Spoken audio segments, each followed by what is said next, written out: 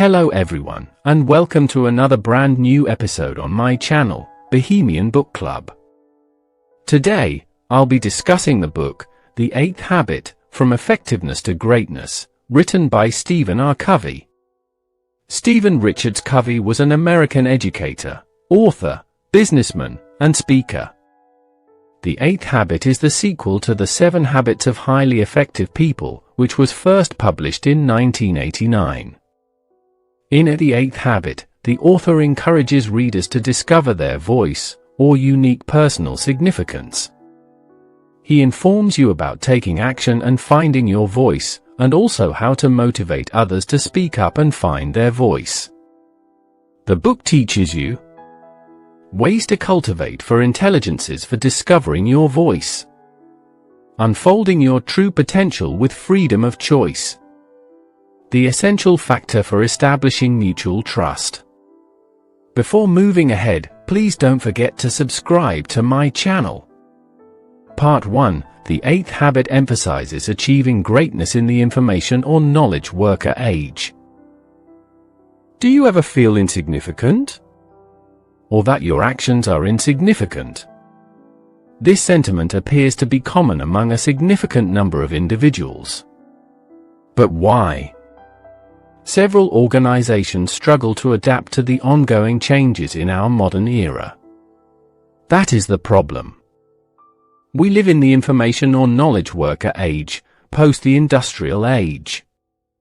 Organizations struggle to adapt to new work approaches of this era, and operate with an industrial age mindset and top-down style. This control type is inadequate in today's era, which is focused more on maximizing employee potential. For example, consider the IT industry today. An outstanding programmer, for instance, is much more valuable than an average programmer. Individual productivity variations like this were not feasible in the industrial age. Hence, abolishing the top-down approach is necessary to avoid limiting employee potential. We must meet the standard of contemporary business's quality. Encourage employees to find their own voice. Success comes to those who identify their strengths and consistently employ them, while desiring excellence in their profession. The eighth habit is discovering your inner voice. So, how do you do it? Respectful treatment of employees fosters autonomy, creativity, and a sense of significance in the workplace. Encourage each person to discover their unique voice, and motivate others to do the same. Part 2. Discover your voice by utilizing your innate gifts. Your freedom of choice is your greatest gift. We are all born with intelligence and freedom. These gifts together help us discover our unique voice. Choice freedom is valuable.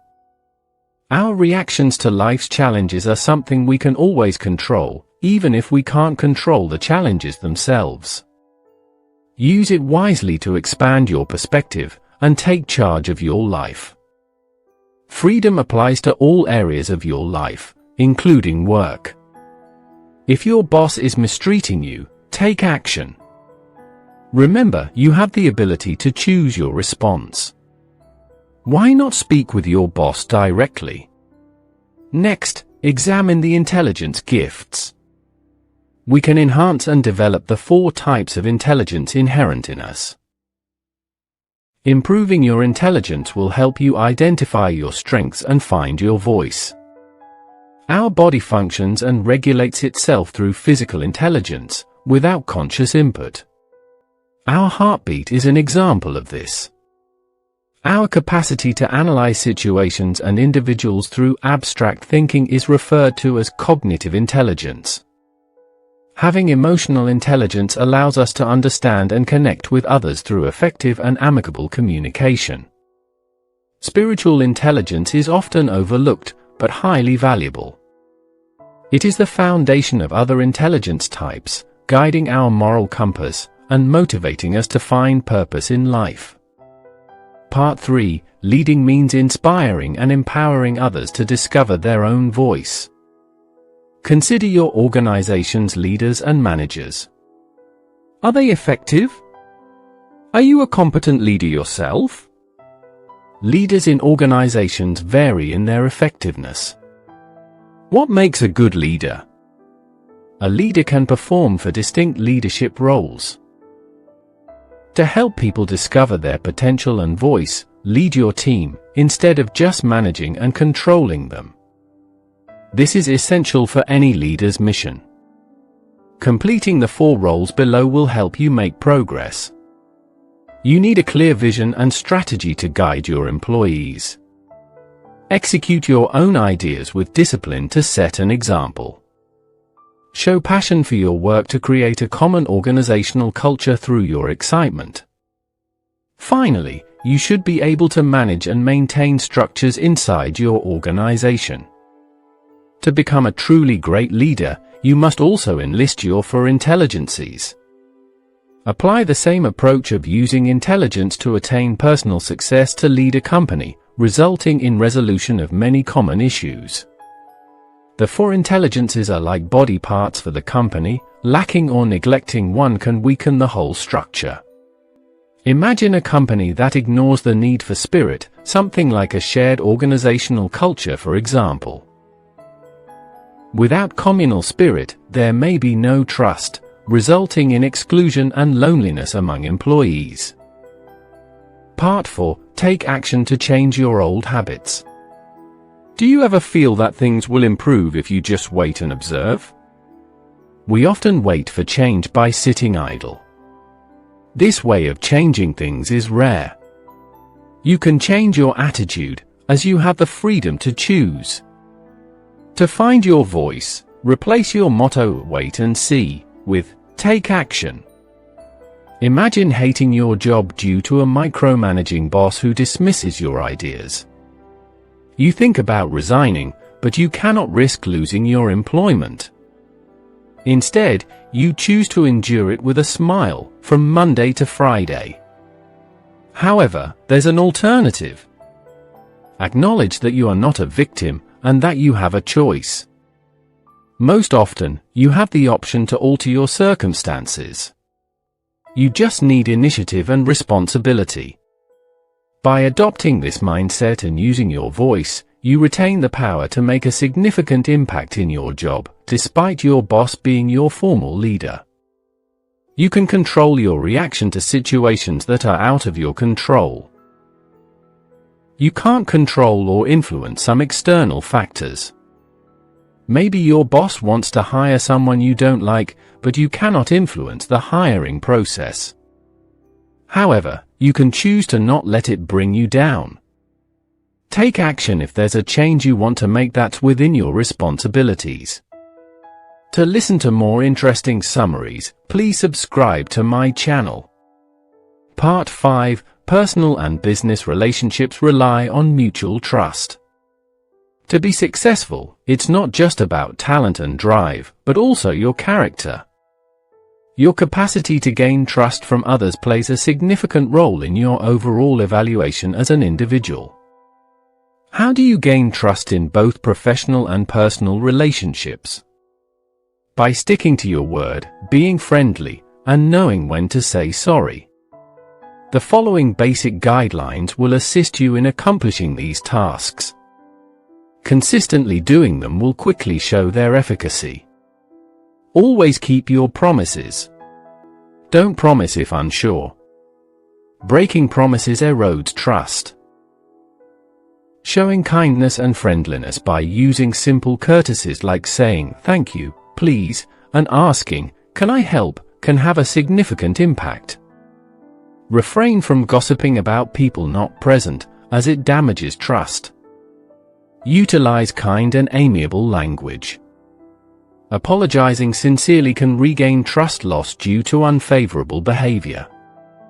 Trust is a two-way street. Trusting someone can be sufficient at times. Trusting someone involves recognizing their worth and capabilities. By entrusting them, their potential will be realized. Establishing trust and reliance among colleagues and loved ones enhances all connections. Part 6. Compromise is crucial in conflict resolution.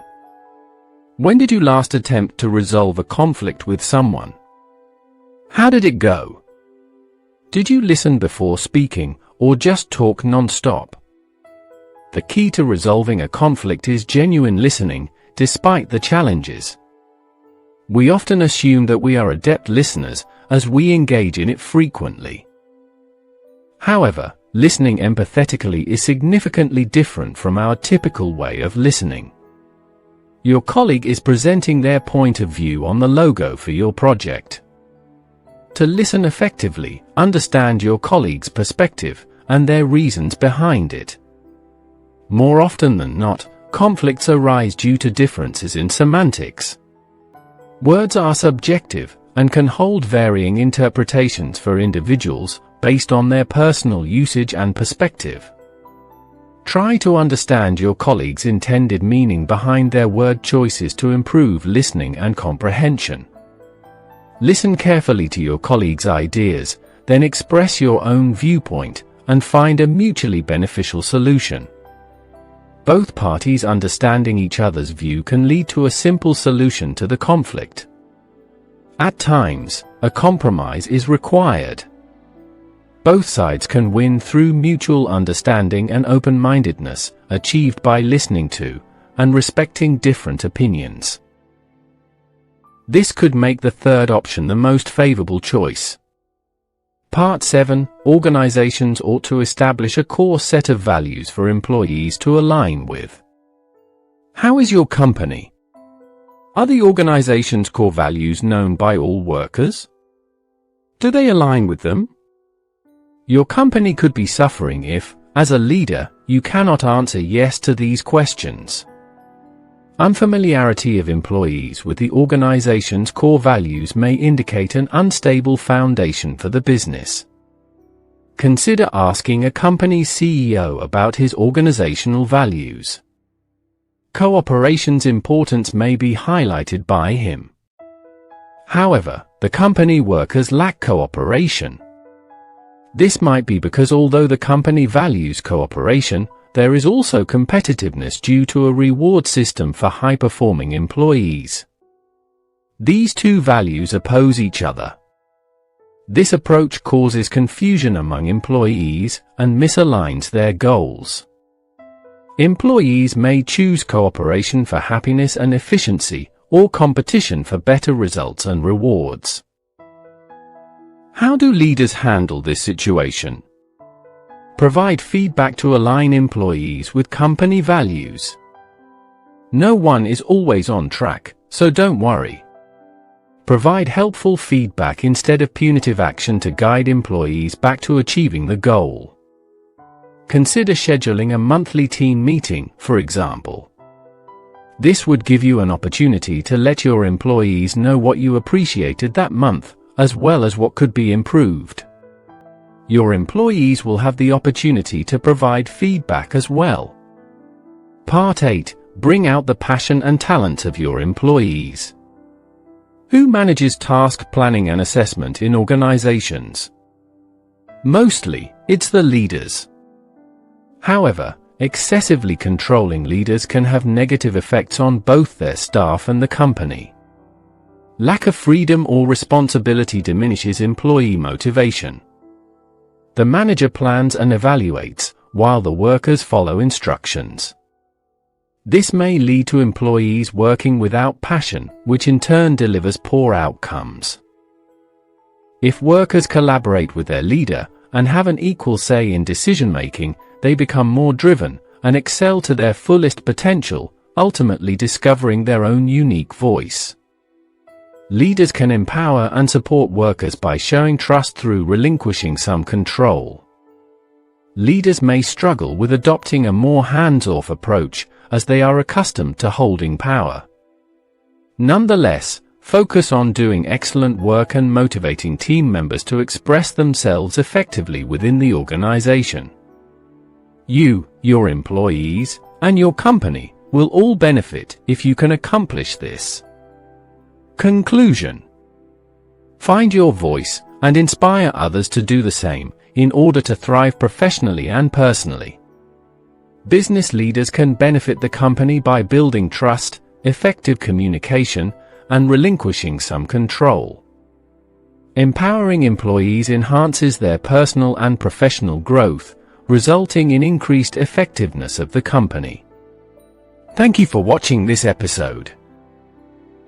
Please don't forget to subscribe to my channel. Your likes, comments, and shares are highly appreciated. See you soon in our next episode.